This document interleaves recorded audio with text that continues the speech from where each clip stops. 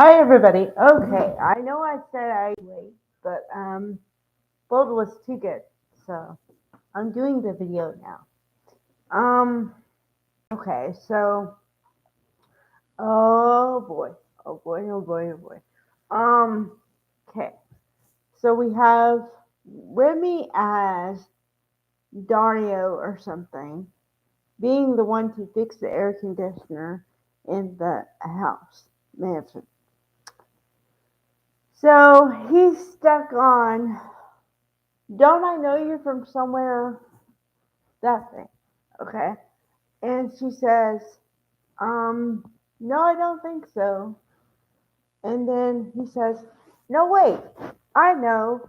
You're the one who unalived those two people. And she says, uh, yeah, Luda Nazara in the flesh. And I'm like, okay, that's blown. Um, and then number two, which other people have commented too, but he didn't notice the ankle monitor on her foot at all.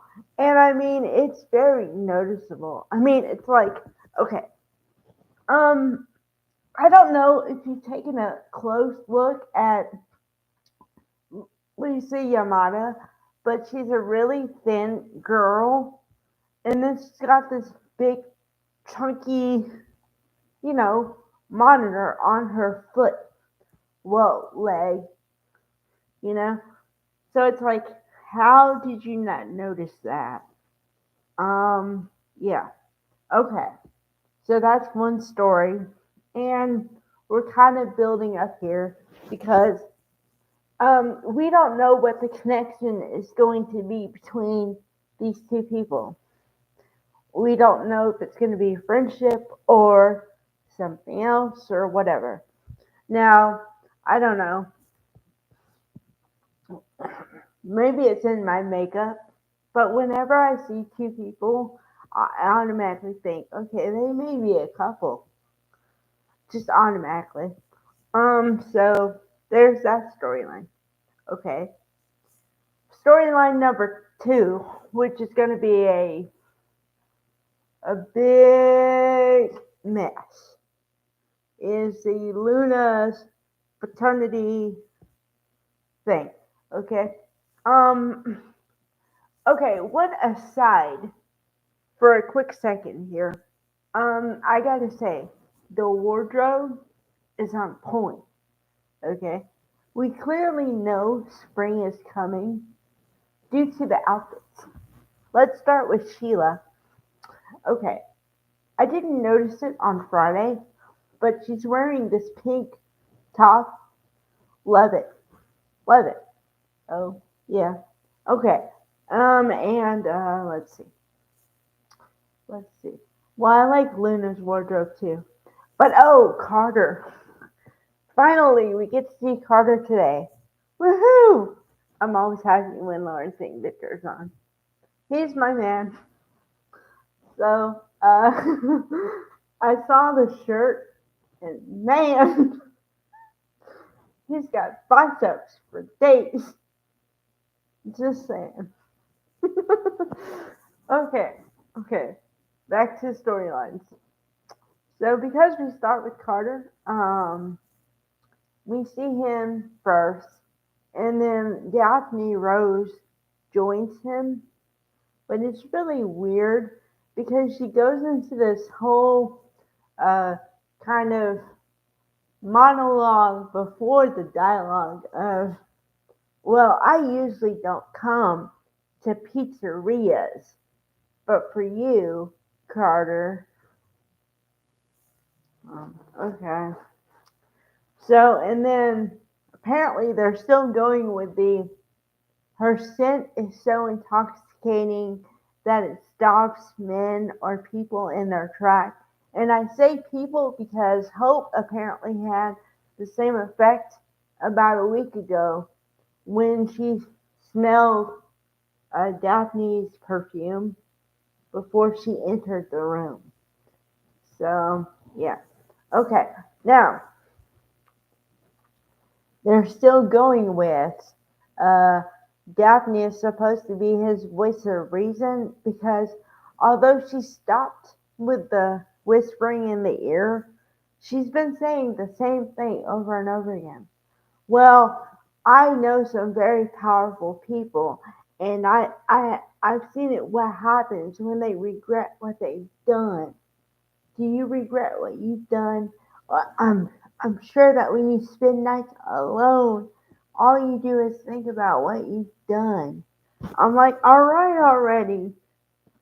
I get it. He's supposed to be regretful of the things he did to uh, Ridge, which you know my point on that, so I'm not going to talk about it anymore.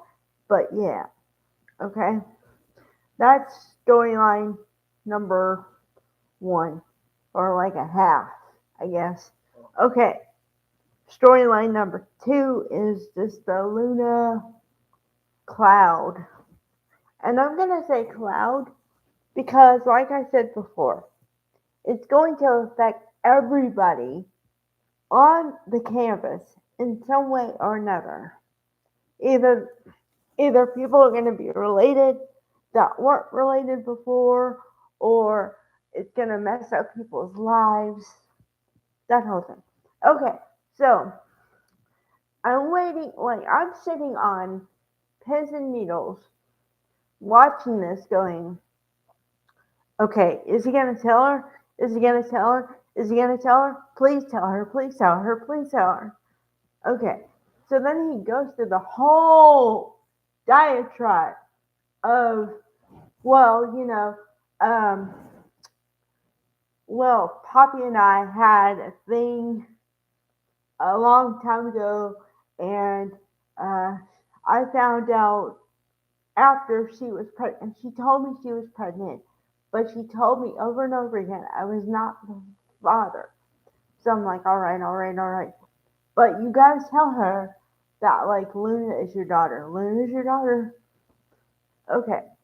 And then he, like, of course, while doing that, he's kind of trying to massage the situation and go, okay, well, I have something I have to tell you, but you're not going to like it, which is the same thing he said last week. So I'm like, I'm to the point where I'm screaming at the TV, just tell her already. Okay. So then he goes through the whole, well, you know, and she goes, I thought Tom Starr was her father. And Lee's, and then he says, no, well, my mom, you know how my mom and her sister have not had a good relationship for a long time. Okay. And then he says, and I know why. Because um, she always felt something was off with Poppy, but could never quite figure it out. And I'm like, you're still not telling her that you're the. So that's where I am in my head. Okay. And then she's like, she's taking all the information in. But I swear, Steffi played dumb. Or like she did not want to believe the words that were coming out of her husband's mouth. But my level of wow or what was like off the charts because he's telling her, the stuff. Although he hasn't said the words, Luna is my daughter, or I am the father of Luna at all. Okay? But if you're smart at all, you can connect the dots and go, oh, so Luna is your daughter. But she's like, well, but, you know, well, so she kept the child and the child's a girl? And I'm like, yes, it's Luna. Like, do the math, honey. Oh, God. So then finally, with like, I don't know, a minute, 30 seconds to spare, I swear, he says, the father of Luna is me. Bang! Fireworks. Steffi's world crumbles in 5 seconds flat. Ah, hallelujah. but did you have to make it so hard to get here? Wow. Okay, so she's like, no, no, crying, like, no, no. Okay, okay. Honey, you're over 25, right? So that means your husband just told you something that maybe you don't like, but it's the truth. Okay? So you might want to start acting like it's the truth. Okay. So that was the big moment. Although I kind of skated over another moment because I was trying to get to the finish and trying to not wait until the very end to tell you guys because that's how it felt like for me. Okay. So in the middle of all this, which is really funny, um, Sheila is there, right? And Poppy is there having a drink, right? And but the thing is that apparently she never drinks wine. I don't know. So Sheila says, "Oh, it's interesting.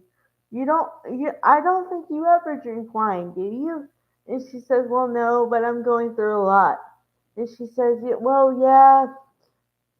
Sheila says, well, yeah, I understand it has to be hard having a daughter who did that and, yada, yada, yada. And I understand because I'm going through the same thing. I miss my Finn. And I'm going, oh boy. You guys are connected, but you don't know yet. Okay. So then Sheila says to Poppy, you will never be as connected to my Finn as I am. Slap. Holy, oh, my face was on the floor. I'm like, she did not. And then I'm like, well, she did. Wow.